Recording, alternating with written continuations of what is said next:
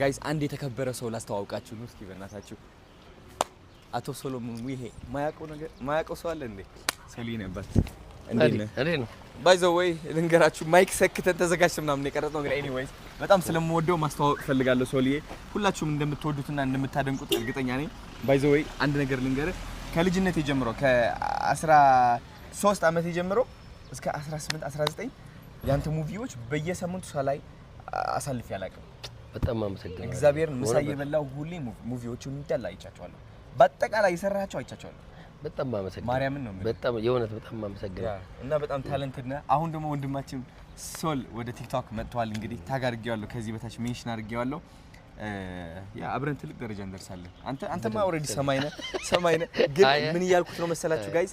አክቲንግ አስጀምረኝ። እኔ አክተር መሆን እችላለሁ። አክት ሳረግ ላሳየህ ከ1 እስከ 10 ትሰጠኛለህ። እሺ 10 ከ10 ከሰጠኝ እጀምራለሁ ማለት ነው። ሂድ። እሺ ስማ ልንገርህ፣ እኔ በስንት መከራ አልፌ የመጣው ሰው ነኝ። በማንም ሰው ደግሞ አልቆምም። አሁን ስንት ተራራ ወጥቻለሁ። ስንት ነገር ማሸነፍ ነበረብኝ፣ አሸንፌያለሁ። ስለዚህ አንተ አልከኝ ብዬ ካሁን በኋላ አላቆምም። ሰማኝ አይደለ?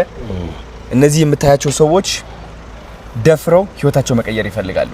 ስለዚህ እነሱን ሰዎች ማቆም አትችልም አንተ ካሁን በኋላ። ምክንያቱም ስግጥፍ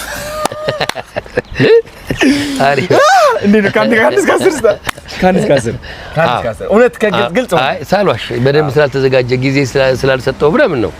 ስለዚህ ዛሬ አሁን ያወራው ታሪክ ጥሩ ነው።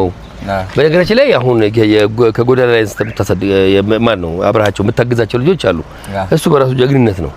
ስለዚህ እሱን ታሳቢ አድርጌ ምን ብዬ ምናምን ለዛሬ 7 ሳልዋሽ በቃና እሺ ግን እችላለሁ፣ አክት ማለት እችላለሁ በደንብ። ስለዚህ በርታ፣ ትልቅ ነገር ነው እያደረክ ያለው።